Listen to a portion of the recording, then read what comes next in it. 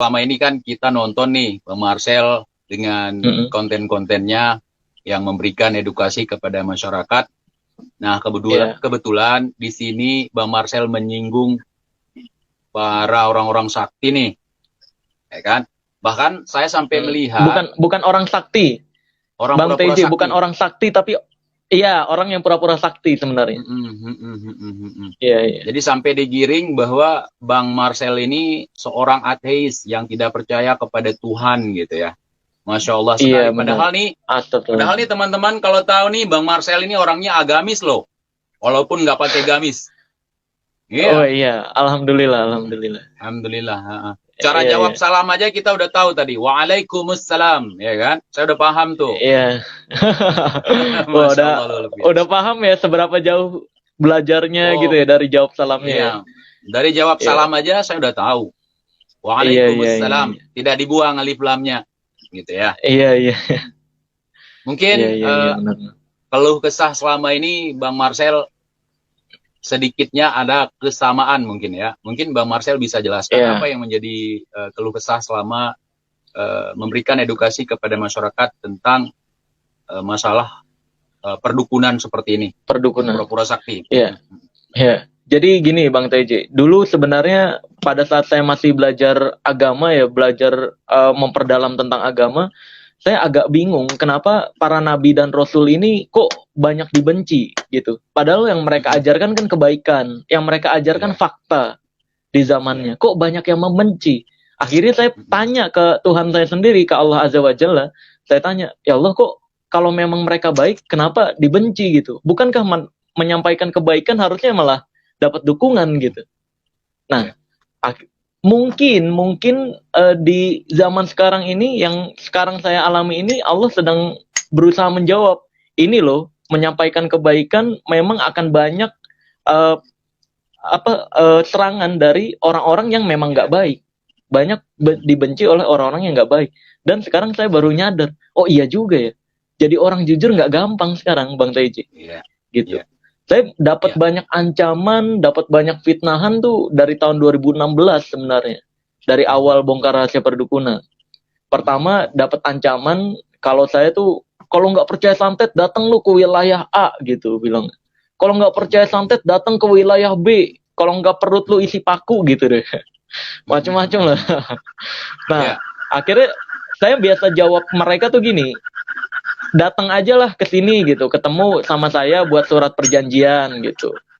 Kalau misalkan beneran isi perut saya paku nih, saya ketemu dukunnya terus si dukun bisa beneran isiin paku, saya ganti ongkosnya 5 kali lipat. Rata-rata setelah saya coba kayak gituin, mereka malah jawabnya jangan takabur jadi orang, jangan sombong jadi orang.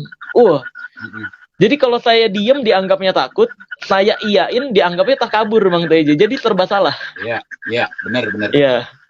Terus juga saya juga difitnah. Iya, dulu saya difitnah nggak percaya hal goib. Mungkin Bang TIJ juga pernah difitnah semacam kayak gitu ya? Sama. Iya. Modelnya sama. Pertama saya difitnah menghina pencak silat zaman dulu untuk memberhentikan pembongkaran rahasia perdukunan. Lalu setelah menghina pencak silat, ternyata terbongkar kalau itu hanya fitnahan, saya difitnah nggak percaya hal goib. Padahal kita perlu sepakat bahwa semua agama mewajibkan untuk percaya hal goib, apapun agamanya. Surga, neraka, jin, Tuhan, bahkan Tuhan kita juga hal goib, ya kan? Dan lain sebagainya. Malaikat, ya betul. Hal goib itu diwajibkan untuk dipercayai.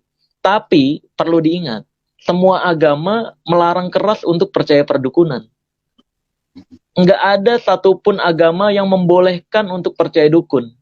Maka dari itu saya bongkarin rahasia perdukunan agar mereka ini, masyarakat Indonesia, bisa kembali ke agamanya masing-masing.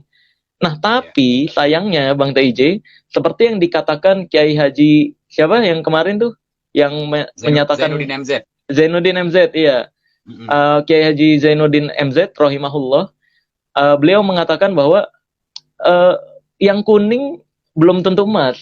Di Indonesia ini banyak banget dukun-dukun berkedok agama, sehingga masyarakat susah nih membedakan mana ustadz, mana dukun berkedok ustadz, mana kiai, mana dukun berkedok kiai. Bahkan Buya Yahya ya, Buya Yahya pun mengatakan seperti itu gitu. Ya memang di zaman sekarang masyarakat jadi bingung nih. Kalau Buya Yahya malah nyebut dukun berkedok kiai itu dengan sebutan kiai dablek. Ada rekamannya. Iya. Iya kan? Bahkan jadi Buya Yahya menyebutkan orang-orang sakti yang ngaku-ngaku santri itu waktu nyantri dia bukan belajar agama. Iya benar. Tapi kebanyakan keluyuran, akhirnya keluar dari pesantren jadi sakti gitu. Iya benar. Jadi tujuannya bukan lagi belajar agama tapi belajarnya ke kesaktian gitu. Ujung-ujungnya belajar sulap. Aneh. Bener. Pesantren tapi iya. Pesantren tapi jurusannya jurusan sulap gitu. Tapi mereka nggak mau mengakui sulap juga. Itu mirisnya. Sebenarnya kemirisan saya pertama sih Bang TJ, saya tuh mirisnya karena di Indonesia sulap itu langsung dicap pembohong. Sulap itu trik. Iya kan? Padahal kita menghibur loh, kita nggak merugikan masyarakat Indonesia. Yeah. Tapi Bang TJ, ketika si pesulap itu memakai ini, yes, mantep. Waduh, kena nih. Ya. Ketika si pesulap itu, Kiai. Iya, ketika si pesulap itu di YouTube banyak tuh ya kan, kayak gini ya. Terus pakai mencemarkan ayat-ayat Al-Quran untuk pembohongan, ya kan, langsung dipercaya itu sakti beneran gitu. Nah itu saya ngelihat, aduh kok agama dipakai kedok untuk menipu gitu, kok dipakai kedok untuk hiburan. Seharusnya agama itu bukan untuk hiburan loh, agama itu keperluan pribadi gitu. Kok yang malah dicemarkan nama baiknya dengan hal seperti ini? Makanya saya bongkar-bongkarin rahasianya gitu. Biar agama bisa kembali lagi jadi hal yang suci lagi, menjadi keperluan pribadi lagi, bukan untuk hiburan gitu. Itu mirisnya sih Bang TJ, makanya saya bongkarin rahasianya.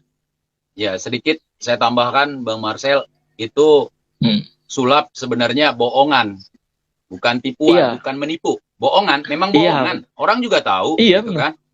Orang juga tahu semua itu bohongan, bukan kesaktian. Cuman kita aja terlalu baper. Nah, kemudian antara masa Rasulullah ke kita ini kan udah lama sekali, jauh sekali.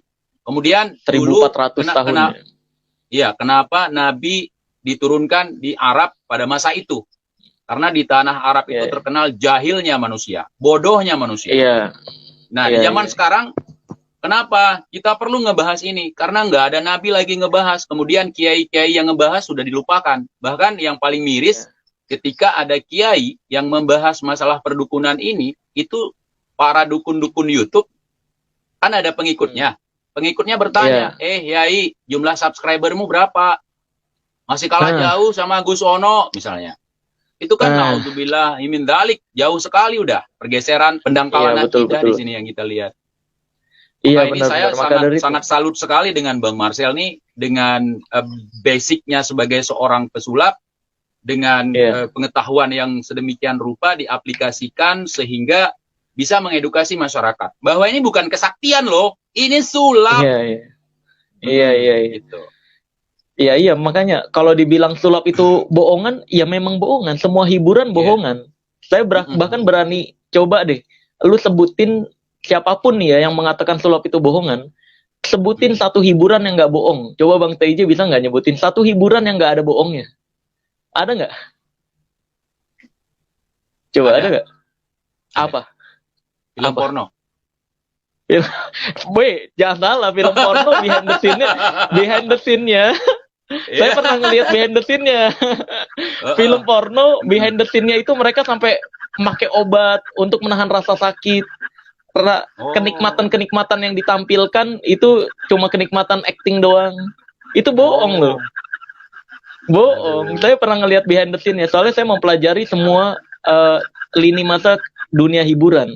Dari mulai host, kalau pernah tahu dulu ada host yang katanya putus-putus itu, yang buat katakan putus, ada. Nah itu kan, ya itu hanya sekadar hiburan gitu. Jadi ada orang yang seakan-akan bertengkar, orang kan nonton bertengkarnya seru, padahal ya itu hanya sekadar hiburan.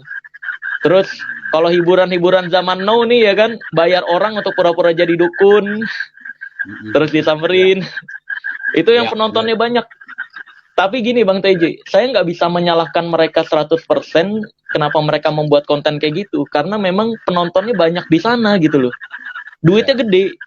Duitnya gede. Bahkan saya tahu berapa bayaran mereka untuk ngebayar orang untuk pura-pura jadi dukun. Kebetulan ya, teman-teman saya yang dibayar untuk pura-pura jadi dukun soalnya.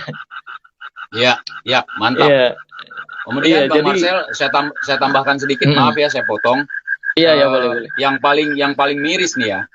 Ini Mm, mungkin saya bertanya, lebih cocok bertanya ya. Apa mm, tanggapan Bang Marcel ketika ada seseorang nih mengatakan begini. Ini dukun nih ya. Iya, Ayat Allah itu benar. Kekuasaan Allah itu benar. Saya akan membuktikan bahwa kesucian Al-Qur'an atau kekuatan daripada ayat Allah itu benar. Nembak panci. Gimana tanggapan Bang Marcel? Hanya dengan dagelan yang murahan seperti itu untuk membuktikan ayat Allah. Itu sangat wow. Saya iya pingin iya. saya pingin menangis sambil tertawa. Mm-mm. Iya iya iya. Jadi emang lucu sih. Ya, Mm-mm. ketika Allah ini dijadikan kedok untuk penipuan atau untuk pembohongan, banyak yang percaya, Bang TJ. Jadi mereka menggunakan hal tersebut terus-menerus gitu. Kalau Ya, ditanya bagaimana tanggapan saya, miris, miris banget. Yang seharusnya yang ngaku ustadz, yang ngaku kiai, yang ngaku habib dan sebagainya, harusnya yang beneran ya, yang beneran adalah yang ngajarin hadis dan ayat Al-Quran. Bukan ya, ngajarin bakar tisu tanpa api, bukan. ya, Itu sulap. Ya kan, kayak misalkan saya pernah ngeliat tuh ya, Bang TJ ya, ada yang pakainya gamis-gamis gitu, terus dia nyamperin rumah korban yang katanya banyak jinnya. Terus ditemuin tisu, nanti tisunya kebakar. Lah itu kan ya, sulap. ya, Dibilangnya itu ilmu Allah, kekuatan Allah, Allah Akbar. Jadi Allah dipakai untuk menipu, dijadikan kedok untuk nipu gitu. Kacau, ya. miris Ya, banget. kalau Kiai Zainuddin MZ itu mengatakan bahwa minyak babi cap onta. Mereka Iya bener. melakukan mereka melakukan branding ya untuk usaha mereka. Tapi sangat Iya iya. disayangkan kita sebagai bangsa merdeka, artinya ada masyarakat yang awam. Ketika kita berbicara awam, di sini bukan orang yang tidak terpelajar. Bahkan Mm-mm. orang-orang yang sudah S3 itu bisa kena tipu. Awam dalam hal ini ya, langsung tergoda. Iya. Mm-mm. Gini Bang Bahkan, TJ, ya, pernah ya. gini bentar, sorry dipotong ya. Tadi ngomongin tentang yang S3 gampang ketipu. Kenapa gampang Mm-mm. ketipu? Karena dalam dunia magic atau dalam dunia sulap, kita juga mempelajari semakin dia akademis, semakin mudah kita membuat dia merasakan keajaiban. Karena Mm-mm. pernah pernah dengar kata belief nggak Bang TJ? Belief percaya, belief Belief ya, percaya. belief ya. Iya. Kalau kita sadarin, di tengah kata belief ada kata lie, ada kata lie, Ya. yang artinya bohong. Iya. Mm-mm. Iya. Ya. Nah, Mm-mm. itu bisa memberikan pelajaran ke kita bahwa ketika kamu mudah percaya, berarti kamu Kamu mudah akan dibohongi. mudah dibohongi. Iya. Benar. Dari kata belief aja kita bisa dapat pelajaran itu gitu. Di tengah kata belief, lie, ada lie, lie, itu artinya bohong gitu. Maka dari itu hati-hati. Jangan mudah percaya dengan penampilan, dengan kata-kata gitu. Ya, macem-macem lah. Hãy vui vào cho YouTube channel